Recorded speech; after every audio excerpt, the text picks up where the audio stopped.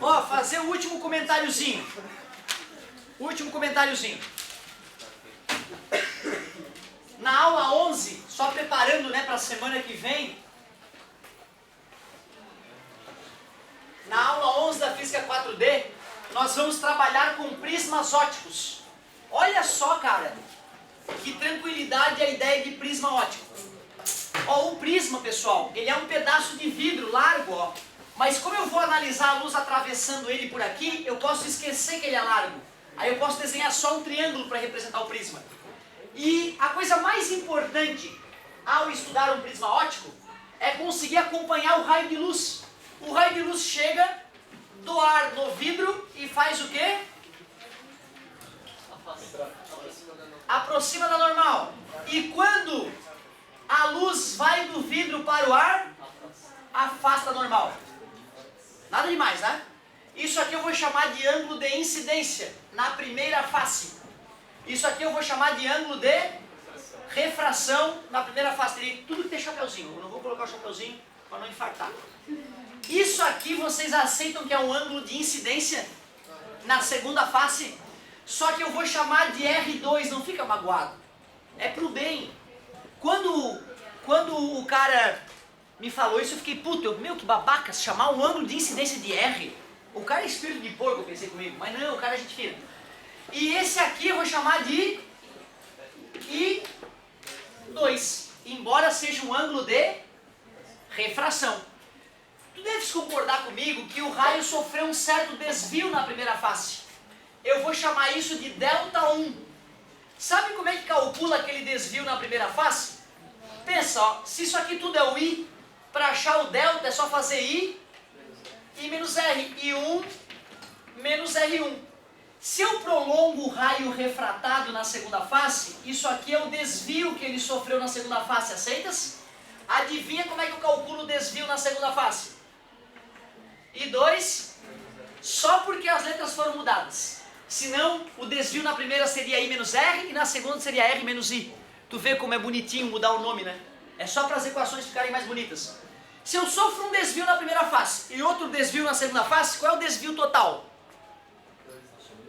A soma dos desvios. Aceitável? Né? Nada demais. Nada demais. O que caracteriza um prisma? A característica principal de um prisma óptico é aquele ângulo ali de cima chamado ângulo de abertura ou ângulo de refringência. Vou te mostrar só qual é a relação matemática daquele ângulo com os demais ângulos ali dentro. Que ângulo é esse aqui que a reta normal faz com a superfície? 90 graus. Obrigado. Esse ângulo aqui é R, né? Então que ângulo é esse aqui, ó?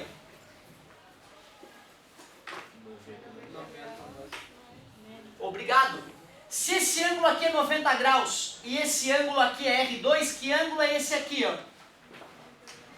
90 menos R2. A soma dos ângulos internos de um triângulo, A, que é o ângulo de abertura ou refringência.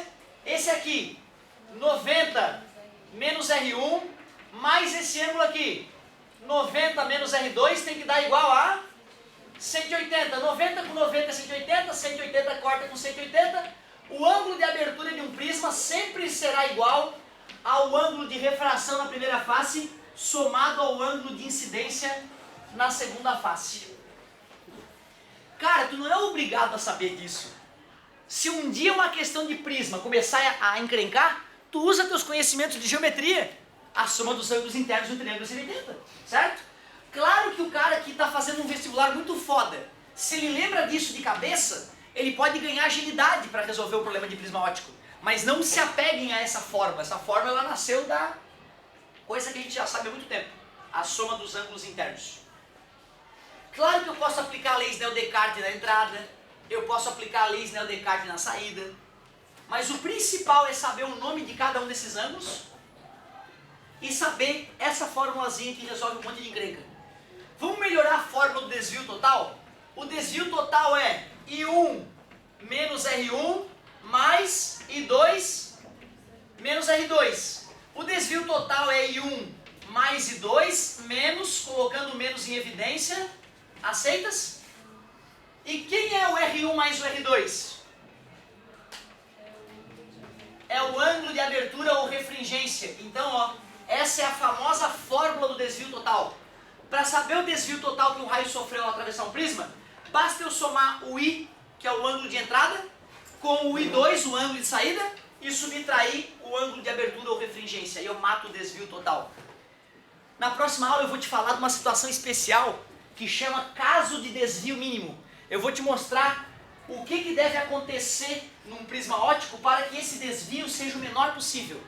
E aí nós vamos estar praticamente já encerrando a aula de prisma óptico, certo? Tu vê, né, cara, eu não considero que eu precise descrever, né, que o N do ar vezes o seno de I1 é igual ao N do prisma vezes o seno de R1. Né? Isso já foi, né? Isso já fica subentendido que tu pode usar isso, certo?